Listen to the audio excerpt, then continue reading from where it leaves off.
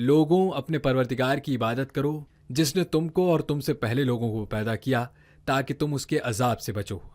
جس نے تمہارے لیے زمین کو بچھونا اور آسمان کو چھت بنایا اور آسمان سے مینا برسا کر تمہارے کھانے کے لیے انواع و اقسام کے میوے پیدا کیے، پس کسی کو اللہ کا ہمسر نہ بناؤ اور تم جانتے تو ہو۔ اور اگر تم کو اس کتاب میں جو ہم نے اپنے بندے پر نازل فرمائی ہے کچھ شک ہو تو اسی طرح کی ایک صورت تم بھی بنا لاؤ، اور اللہ کے سوا جو تمہارے مددگار ہوں ان کو بھی بلا لو اگر تم سچے ہو۔ پھر اگر ایسا نہ کر سکو اور ہرگز نہیں کر سکو گے تو اس آگ سے ڈرو جس کا ایندھن آدمی اور پتھر ہوں گے اور جو کافروں کے لیے تیار کی گئی ہے۔ اور جو لوگ ایمان لائے اور نیک عمل کرتے رہے ان کو خوشخبری سنا دو کہ ان کے لیے نعمت کے باغ ہیں جن کے نیچے نہریں بہہ رہی ہیں، جب انہیں ان میں سے کسی قسم کا میوہ کھانے کو دیا جائے گا تو کہیں گے یہ تو وہی ہے جو ہم کو پہلے دیا گیا تھا،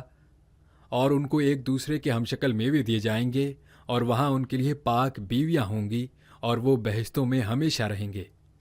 اللہ اس بات پر عار نہیں کرتا کہ مچھر یا اس سے بڑھ کر کسی چیز مثلاً مکھی، مکڑی وغیرہ کی مثال بیان فرمائے۔ اب جو مومن ہیں وہ یقین کرتے ہیں کہ وہ ان کے پروردگار کی طرف سے سچ ہے، اور جو کافر ہیں وہ کہتے ہیں کہ اس مثال سے اللہ کی مراد ہی کیا ہے۔ اس سے اللہ بہتوں کو گمراہ کرتا ہے اور بہتوں کو ہدایت بخشتا ہے،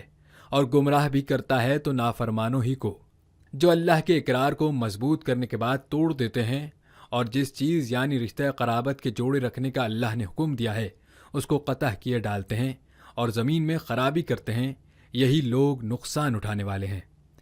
کافروں، تم اللہ سے کیوں کر منکر ہو سکتے ہو؟ جس حال میں کہ تم بے جان تھے تو اس نے تم کو جان بخشی، پھر وہی تم کو مارتا ہے، پھر وہی تم کو زندہ کرے گا، پھر تم اسی کی طرف لوٹائے جاؤ گے۔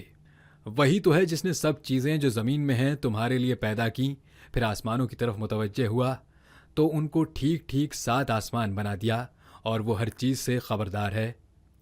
اور وہ وقت یاد کرنے کے قابل ہے جب تمہارے پروردگار نے فرشتوں سے فرمایا کہ میں زمین میں اپنا نائب بنانے والا ہوں۔ انہوں نے کہا کیا تو اس میں سے ایسے شخص کو نائب بنانا چاہتا ہے جو خرابیاں کرے اور کشت و خون کرتا پھرے، اور ہم تیری تعریف کے ساتھ تسبیح و تقدیس کرتے رہتے ہیں؟ اللہ نے فرمایا میں وہ باتیں جانتا ہوں جو تم نہیں جانتے۔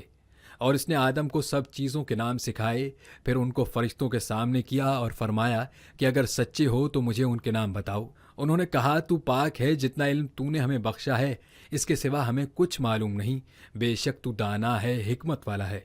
تب اللہ نے آدم کو حکم دیا کہ آدم تم ان کو ان چیزوں کے نام بتاؤ۔ سو جب انہوں نے ان کو ان کے نام بتائے تو فرشتوں سے فرمایا کیا میں نے تم سے نہیں کہا تھا کہ میں آسمانوں اور زمین کی سب پوشیدہ باتیں جانتا ہوں، اور جو تم ظاہر کرتے ہو اور جو پوشیدہ کرتے ہو سب مجھ کو معلوم ہے۔